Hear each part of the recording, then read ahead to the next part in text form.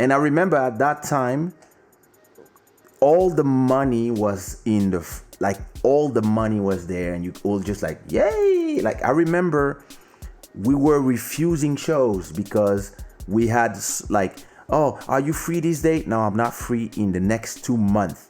I remember having shows like every Friday, every Saturday, and sometimes Thursday. Sometimes people would say, yeah, you are busy on Saturday, but can you come to my city on Saturday at 6 a.m.? I was like, 6 a.m.? Yeah, you can do your show at 2 a.m. and then you can travel. Like I remember even one day I went someplace in one weekend, I did 10 shows.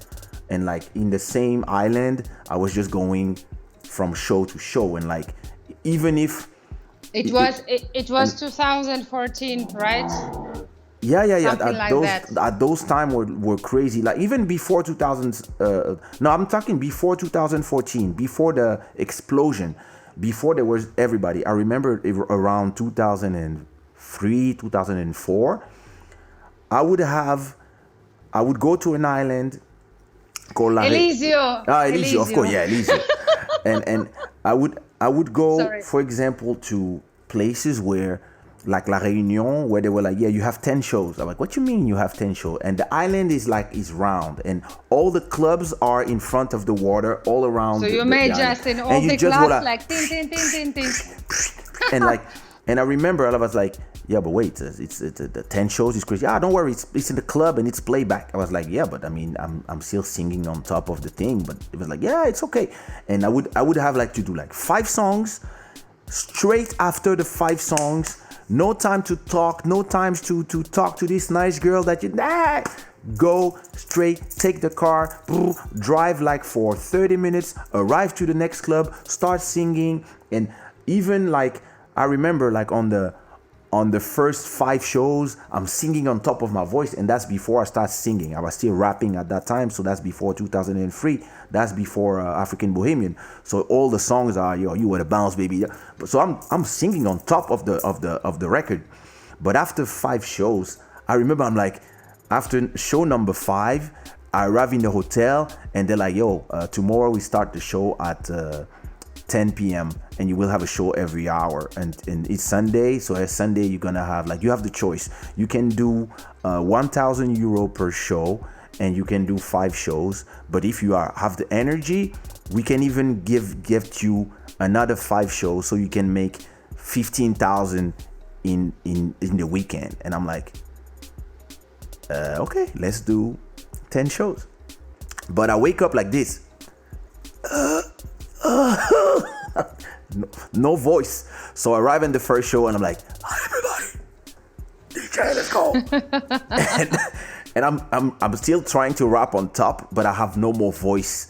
And then after 3 shows, I'm just like this in the car, and I'm dead. And there's 7 more shows, and every time I just wake up, I arrive on stage, I have no more energies. There's girls everywhere, like and I'm like, you better. And after like the 9 shows, I'm like, can we go home? Oh, yo, boss, there's one more show, just one more. I said, yeah, but I can't. Like, I really can't. And they're like, no, please. Like, they are waiting. Everybody's there. There's like 5,000 people. 5,000 people at 6 a.m. God. What is wrong with you guys? And I remember we arrived there, and it's 5,000 people, and everybody's going crazy. And I'm like, I don't have like, I'm dead. I'm just dead. Like you could tell me, yo, listen, there's 5 naked girls in your bed right now waiting at the hotel. It would be like, I sleep in a car. I don't want to talk. I don't want to do. Like, and I remember that after the last show, yes, I have, and wait, it was before Euros, so it was in francs. So it was like 1,000 euros was like 6,000 francs. So I had like 100,000 francs, but the value was 15,000 euros. And I'm here. My manager is like, yo, best weekend ever. And me, I'm like, no, it's the worst weekend of my life. But I go to the hospital to recover. but yeah, I'm a soldier. And I remember that the next day it's Sunday, and they're like, oh, we can go to the beach. And then the promoter arrived and said, listen, you had so much success that there's this big festival and they're offering 5,000. Do you want to do it? And I look at my manager, I say, nah, like, I can't. And she's like, 5,000? And I'm like, oh my God, I want to sing. And they're like, playback. And I'm like, yeah, but I mean, it's like, hey, listen, it's just one song. What you mean it's just one? Oh yeah, they just want one song. They pay 5,000. Incredible. Let's sacrifice. And yeah, and the worst part is after that, I take the plane for 13 hours.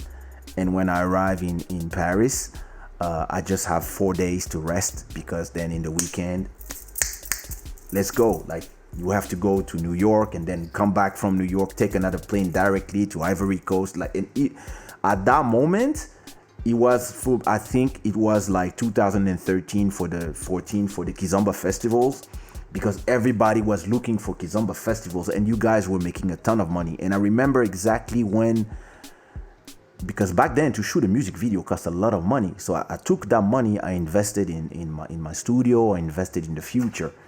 But at that moment, you could do that because you would make a ton of money. But then I remember when all of a sudden the computers start costing less, the microphone start costing less. Shooting videos went from 20,000 euros to 5 or 2,000 euros. All of a sudden, 20,000 euros. Oh, back in the days, video clip. All my videos cost 20,000. Oh my like God. Bounce Baby, Worldwide Chico, Be With You. Yeah. And but where you made it in Hollywood or what? No, it's just that at that time there was no. I shot the video I'm using now is the video that I shot a lot of my videos with, but at that time this did not exist. The technology didn't exist, so you could only do videos with team and film and stuff. So it would cost a ton of money to shoot a music video. And I remember very well when technology started disrupting everything, and even in terms of sales, you could come to Portugal. The first time we came to Portugal in 2003, me, Eligio, and Harold, we came with 2 bags of CDs. You know, like the Adidas sport bag. Yeah. So we came with 2 bags. In the bags, we had 500 CDs in each. And we go to the market there's a market here in Praça de España, where people will just buy your stuff, and then you had Sons d'Africa. And so we go directly to the store. Yeah, I'm Kaysha. This is Eligio. We have Sumia. We have Ludo. We have all these CDs. So we sell each CD for 10 euros. And we had to take the plane back to Paris, because in one day we sold all the CDs. So I'm talking about 1,000 CDs for 10,000 euros. We sold everything in one day. And then I can imagine. Yeah. And then they're like, hey, please, can you have more? Can bring some more? And the clients already bought everything. You was like, what? And it's been it was like, okay, can you bring more?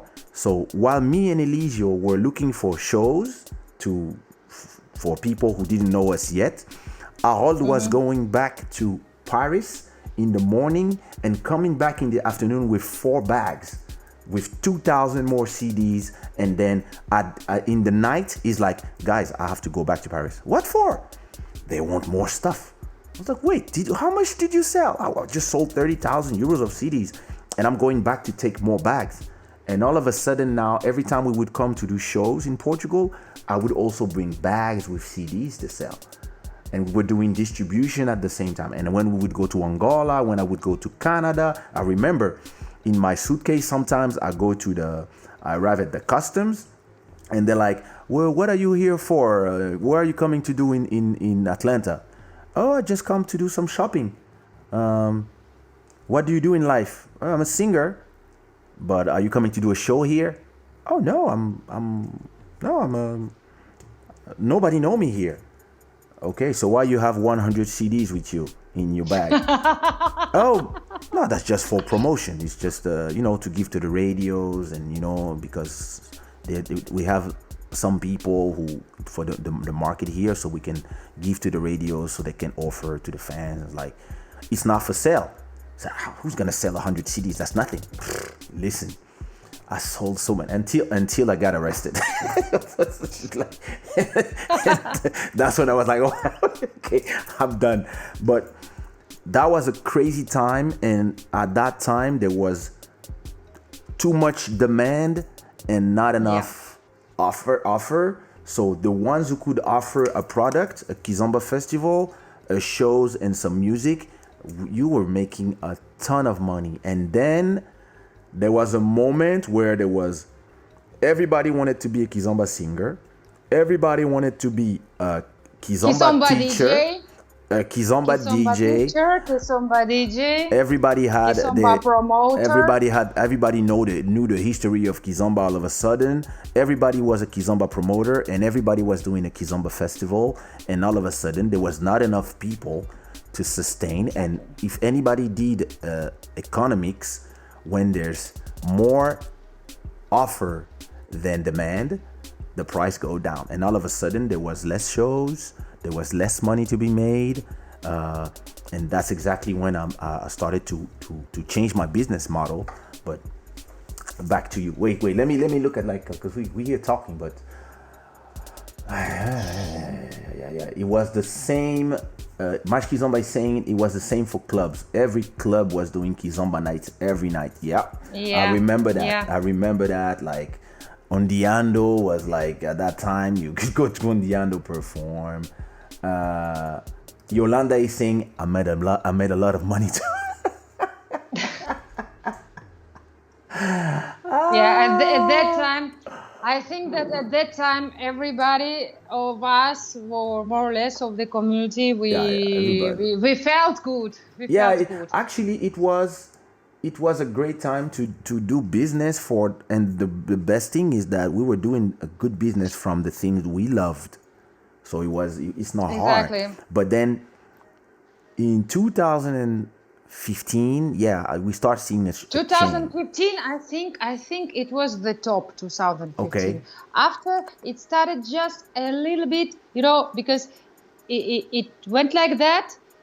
Then it like stopped just a little bit, and then it started to get down, And then it went down this top. It was like between 2015 and 2016, or 2014 and 2016, something like that. And after it started already getting down, So, when was the first time that you felt, damn, like, for all the money that I'm spending, instead of having a return of 2 or 3 or 4, I'm starting to just go back to just making 0? I tell you, well, I will make it short, because, well... Oh, take your time. We're here. Because on 2014, we did very well. Yeah. Very well. Yeah. And then for 2015, between 2014 and 15, like the first half of a year, we started seeing that the market is like starting not contaminating, but many small events and low cost events are starting happening and whatever, and people are like everywhere, and there are like appearing some people who has no criteria, no? Okay. Like, for example, anybody. There started appearing many like new fake teachers. Yeah. They're starting to have like pupils who have no criteria, So, for example, you see one. Well, I don't want to talk about like. You don't need to say names. Because no, because there were also well organized festival. I can say nothing. Mm-hmm. And then at that time, well, we decided like to make something like to show that we are different. You wanted to show. Like, Yeah, like we wanted to show that, you know, there's there quality could be many here. festivals. There could be many festivals, but like this, there is only one. No, there are a few, a few ones. So we Spend more money. we invested in a craziness, and we brought Sequatro Pedro with all his band. Ooh, that cost a lot of money. To Madrid. And I remember that. That was not only the cost of them. It was the cost of them. It was the flights. It was, well, I don't speak about you have to pay like, everything, the hotels, hotel and transport and eating and whatever. Because excuse me, because people have to understand, when you invite an artist to perform in an event, you just don't pay the cachet of the artist.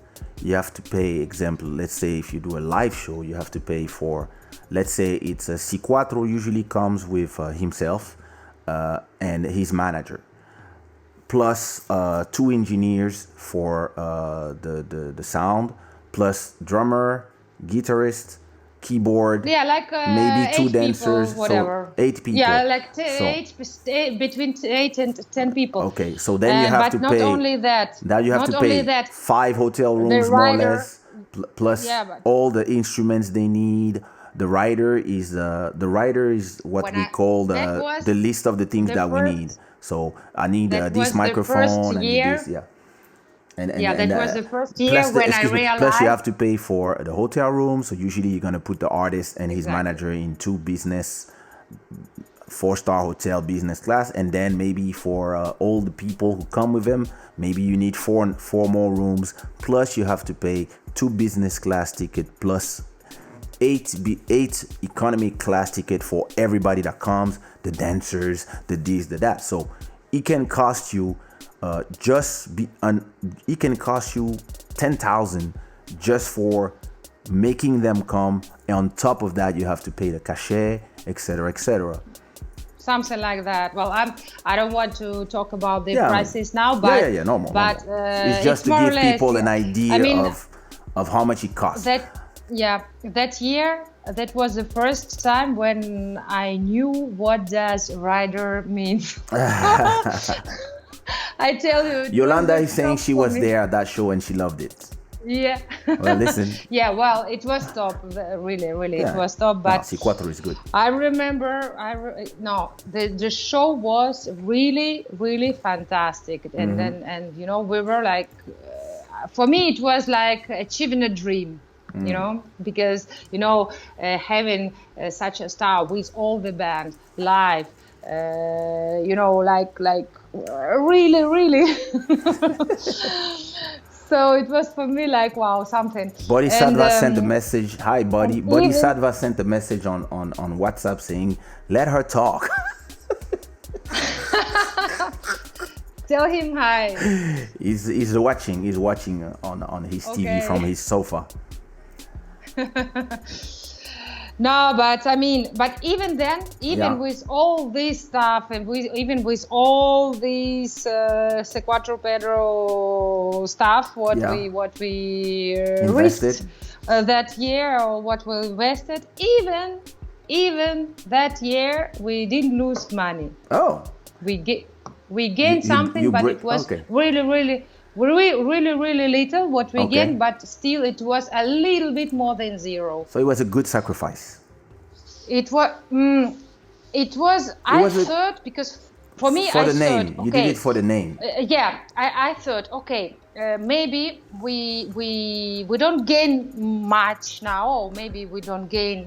But he's saying we are on zero or something, but we how do you say?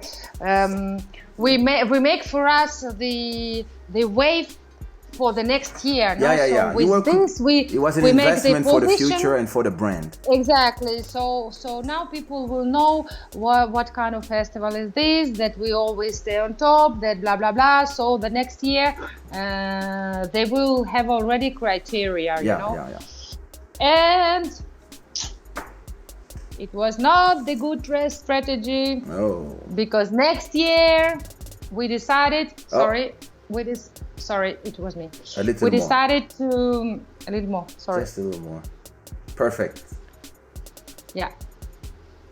Next year we decided also to make some kind of quality, and then we lost a lot of money.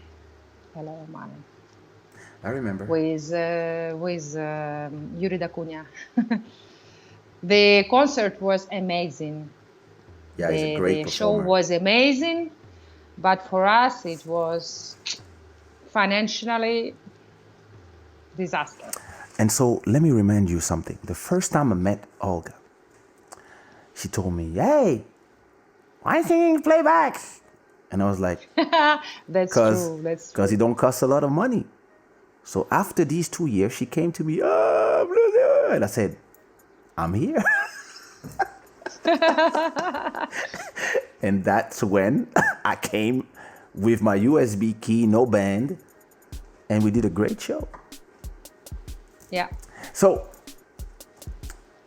but the matter is that the criteria is changing. You know that people now they don't care about shows. It's true. People they don't care about singer being on the stage. Yeah, they come to dance. They just need the music and some hotel dancers.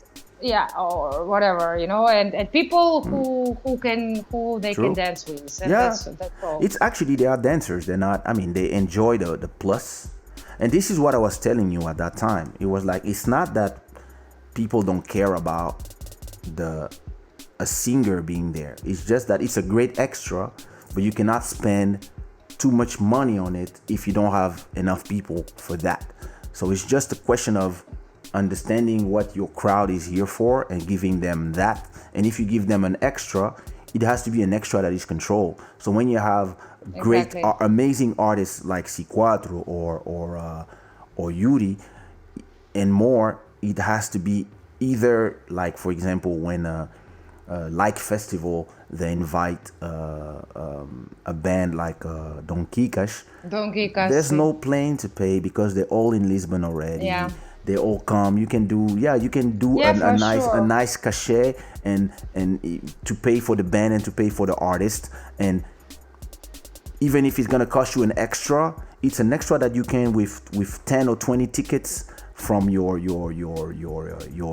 customers, you can resolve that cost. And this is where it's an intelligent price. But if you have people coming from Angola or people coming from Lisbon to Madrid and stuff, it doesn't work in terms of money. Even if you are trying to do something good for your clients might not even understand the sacrifice you are doing for them.